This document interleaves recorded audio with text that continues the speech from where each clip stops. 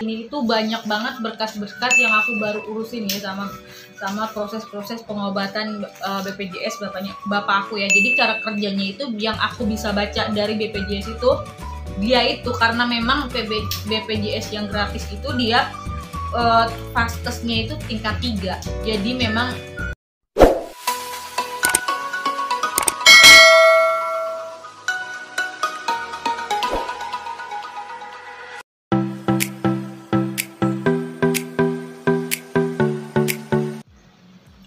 Hai guys, welcome back my YouTube channel. Kembali lagi di YouTube channel. Assalamualaikum warahmatullahi wabarakatuh. Hai guys, apa kabar kalian? Semoga kalian dalam keadaan sehat dan bahagia selalu. Oke guys, karena penonton tentang BPJS KIS itu banyak banget penontonnya, aku akan bahas tentang hal-hal yang mungkin aku pernah jalani gitu ya. Proses BPJS itu aku memang lagi jalani proses pengobatan orang tua aku ya. Di sini aku akan bahas tentang cerita atau hal-hal yang mungkin kalian harus ketahui tentang cara kerja BPJS itu seperti apa, cara kalian itu biar proses pendapatannya lebih mudah, dan hal-hal apapun itu kalian bisa simak di video aku kali ini.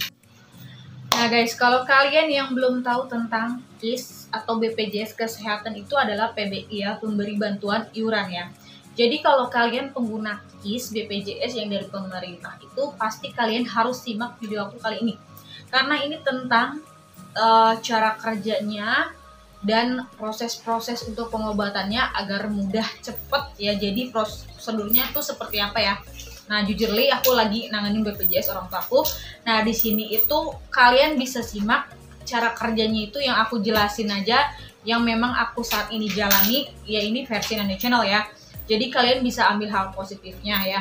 Jadi hal-hal yang perlu kalian perhatiin dari proses BPJS itu biasanya memang semuanya itu harus sabar ya.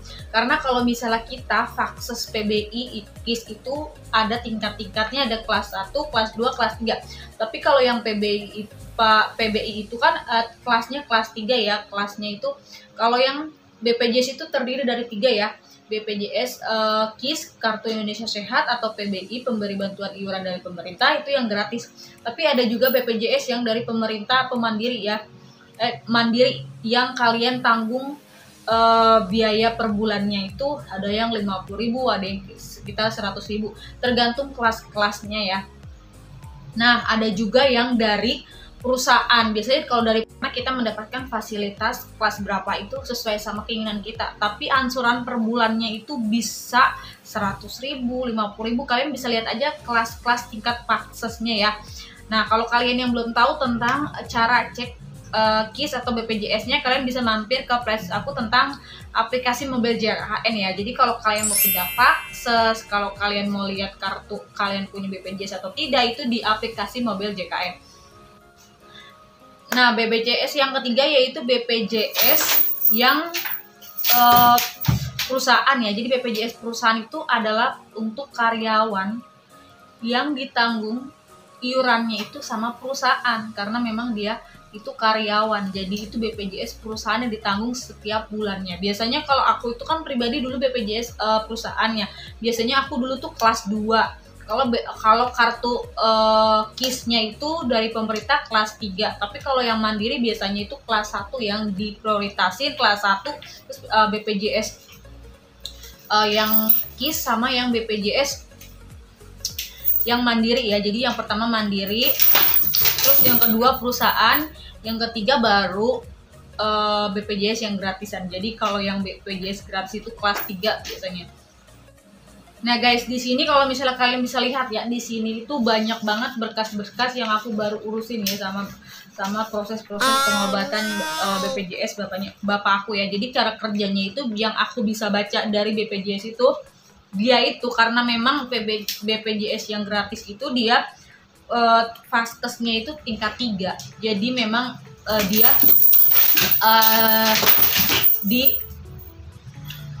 nggak diprioritasin ya, karena kalau yang diprioritas itu yang bayar yang mandiri ya. Tapi kalau ini tetap bayar karena memang sebetulnya sih ini. Nah guys, jadi sebetulnya itu BPJS yang gratis itu resmi dari pemerintah ya, karena kita itu ibaratnya seseorang yang menerima PBI, pemberi bantuan iuran pengobatan ya melalui pemerintah. Tapi itu tuh bayar dan itu resmi dinyatakan pemerintah. Jadi itu rumah sakit juga terbayarkan dengan fasilitas bantuan dari pemerintah. Nah, itu seharusnya juga dipertimbangkan agar proses dari BPJS itu sebetulnya jangan terlalu lama ya. Karena memang semua orang itu ingin sembuh, nggak mungkin ada orang yang mau sakit. Jadi kalau misalnya cara kerjanya seperti lambat segala macam, mungkin diprioritasin nomor 3, menurut aku itu salah banget. Jadi usahain untuk BPJS itu bisa lebih ditingkatin, karena kalau misalnya pelayanannya bagus itu juga bisa lebih banyak juga orang yang mau berobat. Jadi jujur kalau misalnya BPJS terlalu lama juga orang juga takutnya semakin sakitnya semakin parah segala macam. Memang jujur kalau BPJS ini kalau memang udah urgent, udah bener-bener parah banget, mungkin masuk ke IGD dan dilayanin langsung. Tapi kalau memang pengobatan yang mungkin masih bisa ditahan nyeri-nyerinya itu prosesnya memang agak lama. Tapi menurut aku jujur ini tuh harus juga, mau IGD mau pengobatan yang biasa itu jujur harus diperhatikan juga, karena kita itu memang ini kan resmi dari pemerintah dan itu untuk pengobatan yang diberikan kepada keluarga orang yang tidak mampu gitu. Intinya itu harus bisa diperbaiki. Dan cara kerjanya, nah langsung aja guys kita ke poin cara kerjanya ya. Menurut versi aku yang sudah aku tahu ya, cara kerja BPJS biasanya yang pertama kan kalian ke puskesmas. Itu sesuai sama kalian itu dituju ke rumah sakit. Kalau misalnya kalau puskesmas itu sakit kalian masih ringan, itu masih bisa berobat di sana. Tapi kalau penyakit kalian itu udah terlalu parah, kalian bisa dirujuk ke rumah sakit mana. Nanti ada beberapa poin-poinnya dari daerah Bekasi itu berapa rumah sakit dan kalian bisa pilih tuh. Setelah kalian pilih, kalian dirujuk ke sana. Nah, di tips dari aku, setelah kalian udah rujuk di sana, kalian itu harus proses ke pendaftarannya dulu. Karena kalau proses pendaftarannya dulu itu memang lama banget, dari pagi ketemu sore. Jadi harus ngantri dulu. Tapi jujur kalau misalnya klien atau orang tua kalian itu sakit, mendingan kalau pendaftaran pertama kalian datang sendiri aja. Yang penting kalian bawa ini KIS atau KTP atau KK sama ibaratnya kartu keluarga ya. Di situ bawa itu aja. Nanti jujur kalau misal di pendaftaran kalian ngantri di situ aja. Nah, jadi biar yang sakit itu nggak terlalu lama nunggu di rumah sakit ya. Jadi pengalaman aku gitu, kalau bisa pendaftaran pertama kalian langsung aja ke rumah sakit itu biar prosesnya cepet. Nah, di situ nanti kan dapat nomor antrian kalian ditangani tuh sama loket-loketnya. Nah, di situ kalian isi identitas atau siapa yang bertanggung jawab dalam pengobatan tersebut gitu. Contoh dari orang tua aku sakit, aku yang bertanggung jawab, nama aku siapa, nomor handphone dan pekerjaan aku seperti apa. Nah, jenis kendala penyakitnya itu seperti apa. Ingat guys, jenis kendalanya itu jangan sampai salah. Kalian harus perhatikan sakit orang tua kalian itu seperti apa, detail-detailnya kalian jelasin. Karena kalau misalnya kalian nggak jelasin, kemungkinan itu kalian diarahkan ke dokter yang salah. Takutnya dokternya itu nggak tepat sama apa yang klien atau orang tua kalian itu jalanin gitu. Kalau misalnya itu jujur identitas penyakit segala macam kalian tulis aja kendalanya seperti apa. Nah, di situ baru nanti diarahkan ke dokter penyakit dalam atau segala macam. Nah, dulu aku itu isi sedetil-detilnya, misalnya kakinya suka geget, entah nyeri sendi, pinggangnya kayak gitu sakit segala macam. Nah, nanti diarahkan ke penyakit dalam, misalnya dokter Freddy. Jadi dokter Freddy itu berarti sesuai sama penyakit kategori yang pernah dialami sama pasien. Nah, pendaftaran pertama juga itu penting banget, nggak usah bawa pasien ya. Kalian bisa aja daftar dan kalian yang penting tahu penyakitnya apa, orang tua kalian, bawa KIS, bawa KK, bawa KTP segala macam itu udah, nanti kalian udah daftar. Nah, nanti itu baru dijadwalkan untuk ibaratnya itu ketemu gitu segala macem. Kalau misalnya pertama biasanya itu nggak langsung ditanganin. Nah intinya pendaftaran pertama itu kalau misalnya kalau kalian bisa juga bawa pasien, bisa juga enggak ya, karena kalau pendaftaran pertama memang dari pagi ketemu sore ya. Jadi memang bisa juga pakai pasien ya, atau keluarga kalian yang sakit ya. Tapi memang di situ itu dari pertama, dari aku rujuk puskesmas ke rumah sakit Hermina, memang harus sidik jari pasien. Sidik jari pasien diperlukan. Jadi orang tua aku datang hari pertama, kita ngantri dari pagi sampai sore. Nah situ langsung kita diarahkan ke dokter Hermina Galaxy, dokter Freddy. Setelah itu kita masuk ke penanganannya, gejalanya apa-apa, kita dikasih obat, dikasih tentang medical check up-nya, ronsennya segala macam, keluar nah hasilnya. Nah besok kita disuruh balik lagi dari Selasa ketemu Selasa. Nah setelah tanggal 20 itu udah keluar hasilnya, penyakitnya, gejalanya udah ketahuan. Nah di situ memang kalau penyakitnya parah banget bisa ditindaklanjuti, pindah ke rumah sakit yang lebih besar, peralatannya, dokternya lebih tepat ya. Dia masuk ke Dokter Andino, dia masuk ke Rumah Sakit Hermina Bekasi. Dari Rumah Sakit Hermina Bekasi itu kita harus benar-benar sabar banget. Kalau Dokter Freddy itu nggak pakai drama ya, langsung ketemu dari tanggal 13 Selasa, ketemu Selasa lagi, ketemu lagi, dan baru dirujuk ke Rumah Sakit Hermina Bekasi. Tapi setelah dari Rumah Sakit Hermina Bekasi, mungkin Dokter Andino itu kan beda kelas, mungkin dia polispesialis ya, jadi kotanya terbatas segala macam, itu butuh harus waktu yang lumayan lama ya. Sebetulnya sih dari Galaxy cepet banget prosesnya ke Dokter Freddy, tapi dari Rumah Sakit Galaxy ke Hermina Bekasi itu lambat banget. Menurut aku sih lambat banget, kita sampai ketemunya itu ibaratnya kata susternya yang dari Dokter Freddy harus cek di Google segala macem. Kalau saran aku jangan cek di Google, dicek itu di Google itu nggak akurat dokter prakteknya itu jam berapa. Mendingan kalian ke Rumah Sakit Hermina Bekasi, kalian ketemu loketnya Dokter Freddy prakteknya jam berapa, Dokter Andino prakteknya jam berapa, nanti kasih di kalian ngantri lagi dari pagi ketemu sore. Itu nggak langsung ditanganin. Aku datang lagi ke Rumah Sakit Hermina Bekasi nggak langsung ditanganin, aku udah bawa bapak aku. Itu tuh kita harus nunggu dulu kok appointment janji temu. Appointment janji temu itu kita di tanggal 7 Maret 2024. Kita harus nunggu lagi tuh sekitar 15 hari ya, dari tanggal 20 kan ke 7 Maret itu sekitar 15 hari. Nah, setelah kita udah dapat appointment janji temu, kita udah dapat kayak surat-surat gitu. Ingat semua pendaftarannya itu biar kita dapat surat jalan harus ke loket dulu, karena ada pendaftaran online-nya melalui mesin ATM maupun loket, itu kalian harus dapat dulu. Itu kayak pendaftaran online-nya udah dapat segala macam, harus ke mesin ATM ataupun ke loketnya. Itu penting banget untuk proses pendaftaran maupun rujukan. Biar kata kalian dapat rujukan dari Dokter Freddy ke Andino, itu harus ada pendaftaran online-nya. Jangan sampai kalian bolak-balik kayak aku guys.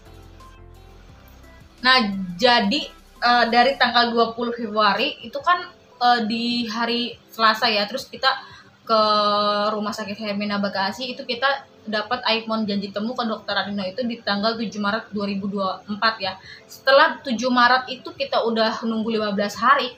Kita itu ada kendala dari WhatsApp bahwa Dokter Andino itu tidak praktek. Nah di situ kita kesel, marah, emosi, sekitar 15 hari kita menunggu, tetapi dokternya nggak praktek. Nah aku bingung, aku udah telepon ke operator Hermina, itu susah banget 1500 sama nomor WhatsApp-nya ya segala macem. Aku udah nelpon nggak, ya itu maksudnya operatornya sibuk. Ya udah akhirnya aku datang lagi ke Rumah Sakit Hermina. Ini gimana ya gitu, Bu gitu, soalnya ini kan Dokter Andino kan tanggal 7 Maret 2024 praktek, kita udah dapet janji temunya tapi dia nggak praktek, mungkin ada kendala dokternya, apa ada acara apa segala macam ya gitu.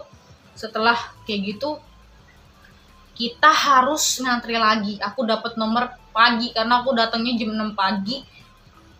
Jam 6 pagi aku udah ke sana. Nah, aku dapat nomor antrian 3 untungnya. Nah, di situ aku tanya lagi, kok bisa proses lama banget gitu. Iya, dokter Andina tanggal 7 Maret 2024 nggak praktek, jadi harus ngantri lagi dan harus appointment janji temu lagi. Bayangin dari tanggal 7, appointment janji temunya di tanggal 19 Maret itu 2024 harus dapat lagi selembaran. Di situ nunggu 12 hari lagi. Bayangin dari 15 hari ketemu 12 hari itu sekitar 27 hari, bahkan sampai 1 bulan gitu. Itu gimana coba? Kalau misalnya kita seharusnya jujur seharusnya kalau memang dokter itu tidak praktek, kita dapat otomatis appointment janji temu di misalnya Selasa ketemu Kamis, karena kan dia praktek Senin sama Kamis. Nah ini enggak, kita harus ngantri ulang dan nunggunya itu mending seminggu, 12 hari, hampir 2 minggu dan harus nunggu gitu. Ya itu memang kita harus sabar, dan itu cara kerjanya. Yang penting cara kerjanya yang kalian harus perhatiin ya guys, ini poin-poin penting aja.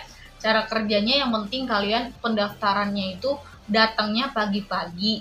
Setelah datang pagi-pagi, bawa kartu KIS, bawa KTP pasien, bawa KK ataupun KTP-nya ya. Jadi itu tuh harus kalian bawa, dan pendaftaran pagi. Bisa kalian bawa pasien atau tidak. Biasanya kalau misalnya itu kalau memang pasien itu parah banget, dia bisa sidik jari. Kayak bapakku di Hermina itu dia datang karena memang harus sidik jari. Setelah itu langsung kalian ketemu sama dokter, dan di situ juga di dokter selanjutnya appointment janji temunya kalau bisa kalian daftar pagi-pagi aja. Intinya pendaftaran pertama itu harus ngantri, sabar. Kalau bisa datangnya pagi-pagi biar kalian itu dapat kota yang lebih cepat. Nah paling itu poin penting aja guys tentang BPJS ya. Jadi memang kalau proses BPJS itu kan harus sabar, harus nunggu dulu, karena memang kita itu PBI, pemberi bantuan iuran ya. Jadi kalau dibilang cara kerjanya ya memang seperti itu gitu. Kita juga cuma bisa apa ya, paling kita bisa nunggu ya. Tapi usahain kalau memang kalian awam pengguna baru, usahain harus pagi-pagi aja biar kalian cepat dapat nomor antrian, cepat dapat kota dokternya. Kalau bisa kalau kalian bisa daftar online, tapi saran aku mendingan kesana aja, jadi takut biar kalian nggak komunikasi ya. Karena kalau misalnya kalian isi itu jangan sampai salah, kendala pasien itu jangan sampai salah. Jadi kalau misalnya kalian salah itu bisa diarahkan ke dokter yang nggak tepat ya. Jadi itu poin penting banget tentang cara kerja BPJS. Apapun itu kalian tetap aja berusaha berikhtiar. Insya Allah kalau kalian mau berobat segala macam itu pasti ada jalannya ya guys, meskipun butuh sabar, butuh waktu. Tapi memang cara kerja BPJS seperti itu. Usahain aja kalian bisa pagi-pagi, dan kalian harus bawa pasien maupun tidak itu tergantung kalian. Karena memang kalau pertama-tama aku bawa pasien karena harus sidik jari. Oke guys, semoga apa yang aku sampaikan bermanfaat untuk kalian. See you next video, bye.